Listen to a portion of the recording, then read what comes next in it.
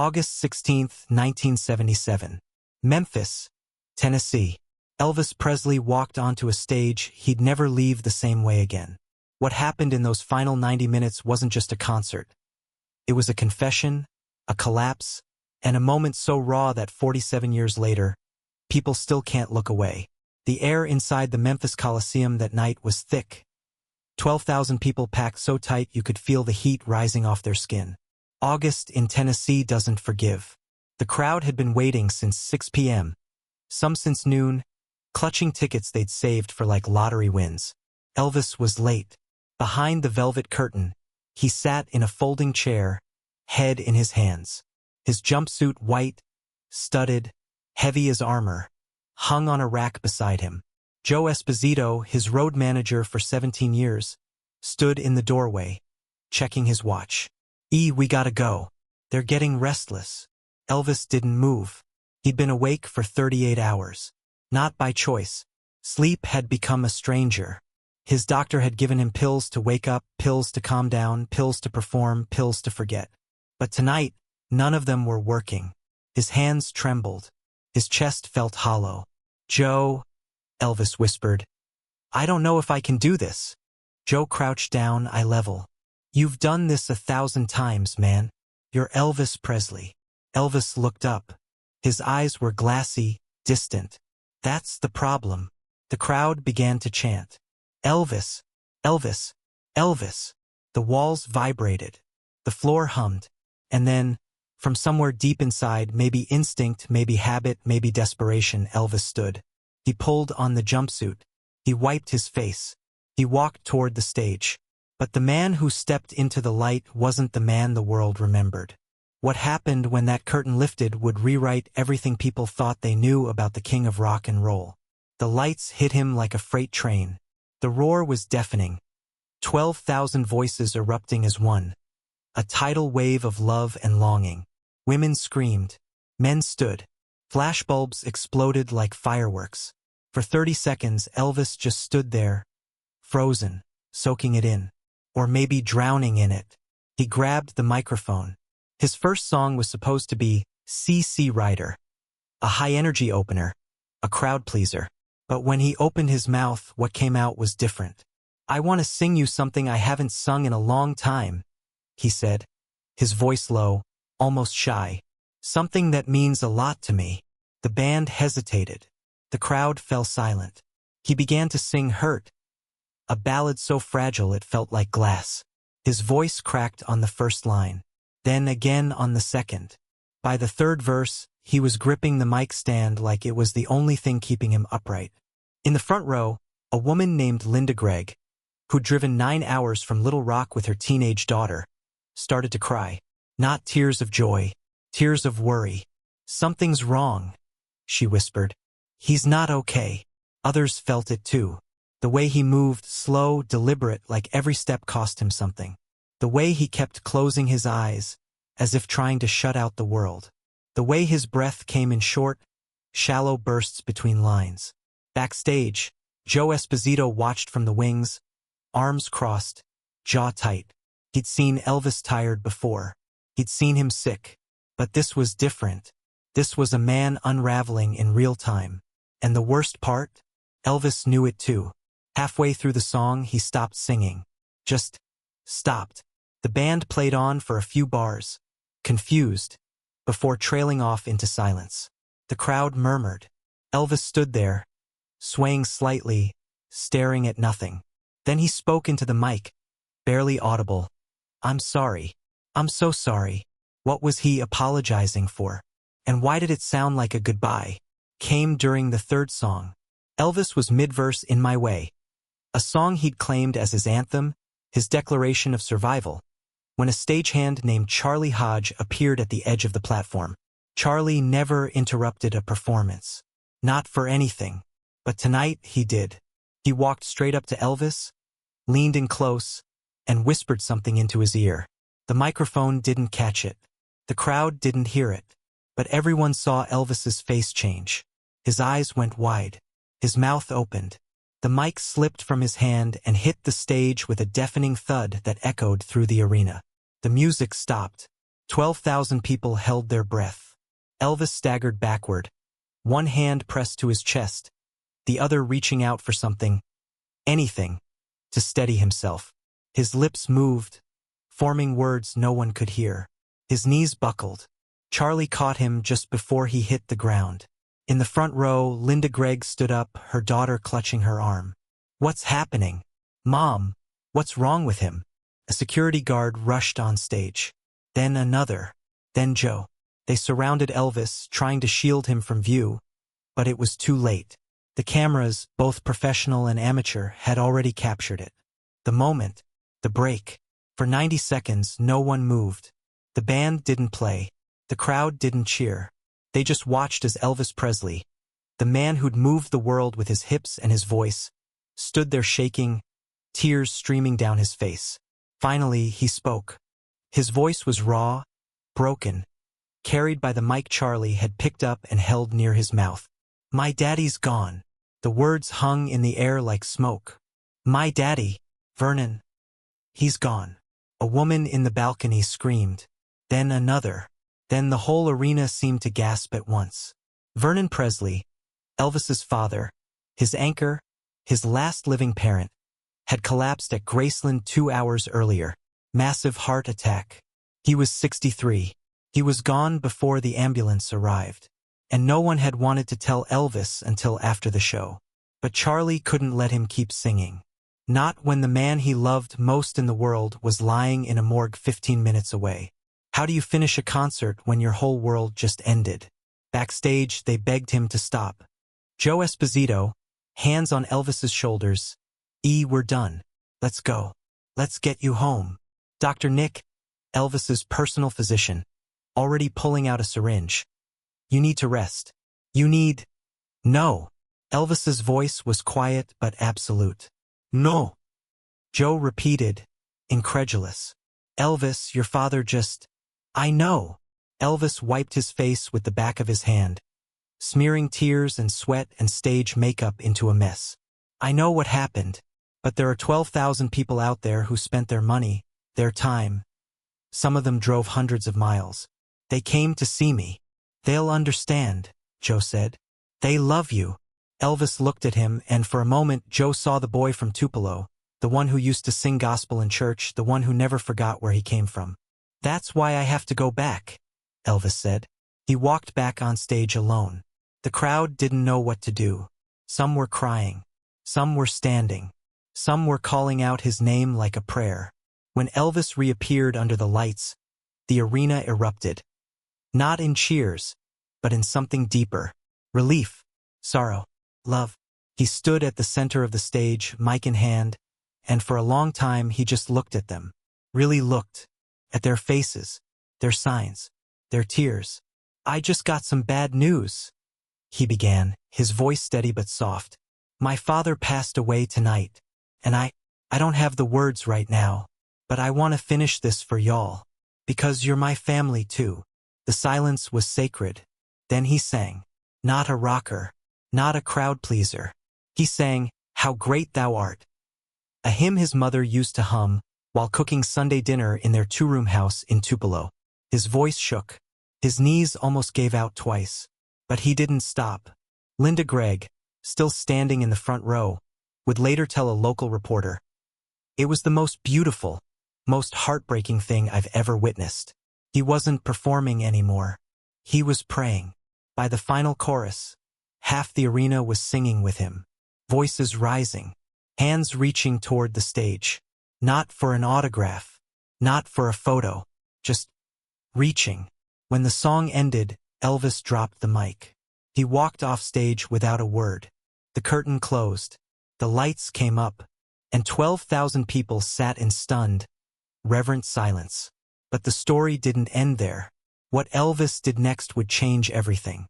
By midnight, Graceland was surrounded. Not by paparazzi, not by reporters, by fans. Hundreds of them, then thousands. They came with candles, flowers, handmade cards, photographs. They stood along the stone wall, heads bowed, silent. Some sang hymns, some just cried. A few had been at the concert. Most had only heard the news on the radio. Inside, Elvis sat alone in his father's bedroom. Vernon's reading glasses were still on the nightstand, his boots by the door. The book he'd been reading, a Louis L'Amour Western, was folded open on page 47. Elvis picked it up, ran his fingers over the worn spine. "You didn't even finish it," he whispered. Joe knocked softly. You need to eat something. Sleep. Something." Elvis didn't turn around. "He was proud of me once. You know that? When I bought him this house. When I got him out of that shack in Tupelo." He cried. "Told me I was the best thing that ever happened to this family." "You were." "Was I?" Elvis's voice cracked. "Or did I just give him a front row seat to watch me destroy myself?" Joe had no answer. Outside, a camera crew from a local news station tried to interview fans.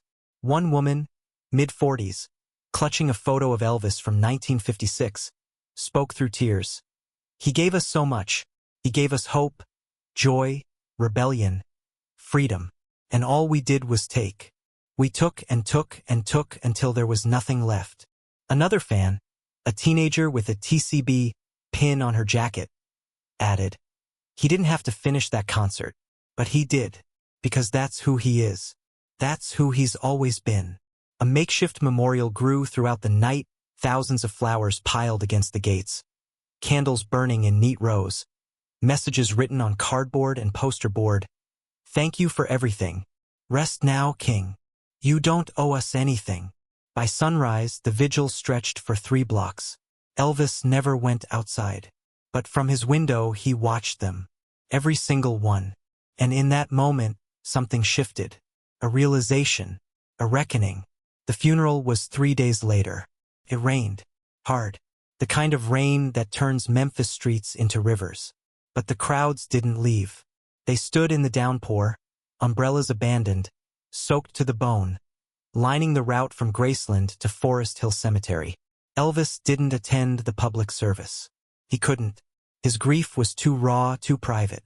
Instead, he held a small ceremony inside Graceland, just family, close friends, the Memphis Mafia. He stood at the casket, one hand resting on the polished wood, and spoke. Not a eulogy, a confession. "Daddy, I'm sorry I wasn't there. I'm sorry I was on a stage instead of by your side. I'm sorry I chose strangers over you." Joe started to interrupt. Elvis held up a hand. "But I think you'd understand. Because you taught me that, didn't you? You taught me to show up, to finish what I started, to honor the people who believed in me." He paused, voice trembling. "I just wish I'd honored you more." Afterward, Elvis disappeared for 2 weeks. No performances. No calls. No appearances. Rumors swirled. He'd had a breakdown. He was in rehab. He was planning to retire. He was dying. The tabloids went wild. Elvis in crisis. The king abdicates. Presley's final days? But the truth was simpler and sadder. He was mourning. Alone. In a mansion full of people who loved him but couldn't reach him. On the 14th day, he called Joe into his office. On the desk was a handwritten letter. 5 pages, front and back. "I need you to read this," Elvis said. "And then I need you to help me do something." Joe picked up the letter. His hands shook as he read. It was an apology. To his fans. To his family. To himself. And it was a promise. What Elvis did next would become the most viral moment of his entire career, and he'd never perform it on a stage. September 2nd, 1977. 8 p.m. ABC interrupted regular programming. "We bring you a special message from Elvis Presley." No fanfare. No music.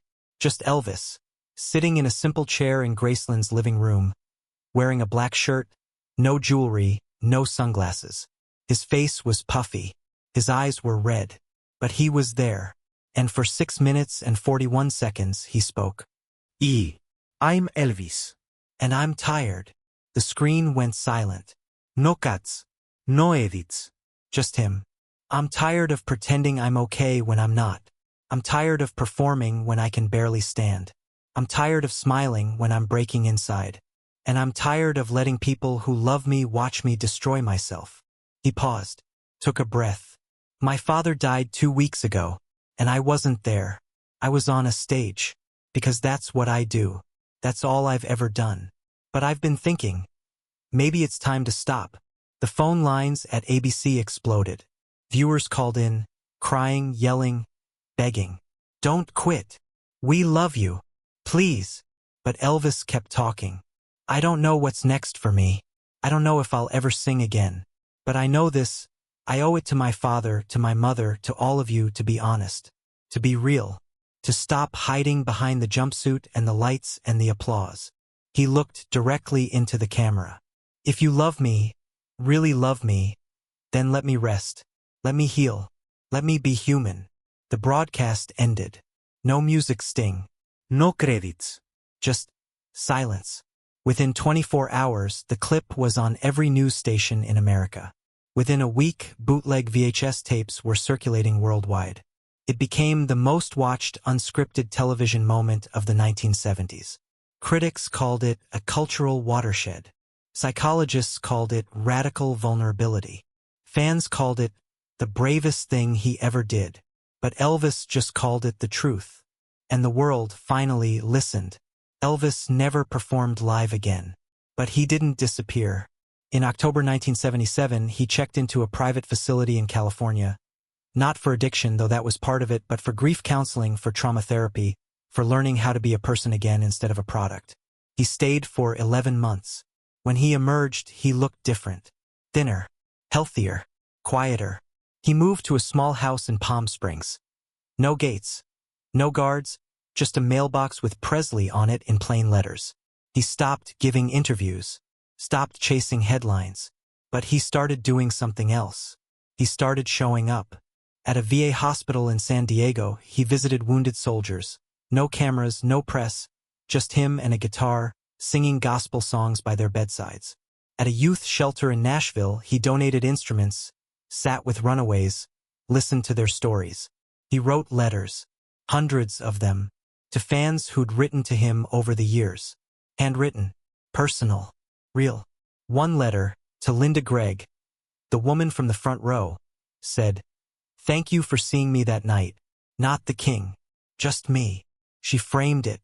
By 1979, the world had moved on. New stars. New sounds. Disco ruled the airwaves. Elvis became a memory. A relic. An answer to a trivia question. But the people who'd been there, at that concert, at that vigil, watching that broadcast, they never forgot. Because Elvis had done something no celebrity had done before or since. He'd let them see him break. And in breaking, he'd given them permission to break too. Was it the end of a legend? Or the birth of something more important? August 16, 2024. 47 years later. Graceland opens its doors for the annual candlelight vigil. Over 30,000 people walk the path to Elvis's grave, candles in hand, singing, "Can't Help Falling in Love," as the sun sets. But this year is different. A new exhibit has opened. The final performance. Elvis Unfiltered. Inside are artifacts. The white jumpsuit from that night, still stained with sweat and tears. Cassette recording of the broadcast donated by ABC. Charlie Hodges' handwritten note. The one he whispered into Elvis's ear. And on the wall, in bold letters, a quote from Elvis's September 2nd broadcast. "Let me be human." A woman in her 60s stands in front of it, tears streaming. Her teenage daughter, now in her 50s, stands beside her. Linda Gregg and her daughter back after all these years. "I still think about that night," Linda says. "Not because of the music, because of the moment he chose us." Chose honesty. Chose himself. Her daughter nods. "Do you think he knew? How much that mattered?" Linda smiles, sad but certain. "I think he hoped." In the corner of the room, a video plays on loop. Footage from the Memphis concert, grainy and raw. You can see the exact moment Elvis receives the news. The collapse. The tears. The choice to keep going. And beneath it, a placard. "Sometimes the bravest thing a hero can do is admit they're not one." Outside, the vigil continues. Thousands of voices, singing in unison. Not for the king, for the man. Because Elvis didn't just give the world rock and roll. He gave them permission to be broken. to be real, to be human. Here's what they don't teach you about legends. They're not built on perfection. They're built on moments. And sometimes, the most powerful moment isn't the sold-out show, the chart-topping single, or the stadium packed to capacity. Sometimes it's the moment someone stops pretending. Elvis Presley walked off stage on August 16, 1977, and never came back. But what he left behind wasn't just music. It was a blueprint for vulnerability, for honesty, for choosing humanity over mythology. The world wanted the king, but that night he gave them something better. He gave them himself. So here's the question. What would happen if more of us did the same? If the story moved you, share it. Not because it's about Elvis, but because it's about all of us, the masks we wear, the breaking points we hide, and the courage it takes to finally let go. Hit subscribe, drop a comment with someone who inspires your honesty, and let's keep this conversation going. Because the world needs more truth tellers. And maybe, just maybe, that starts with you.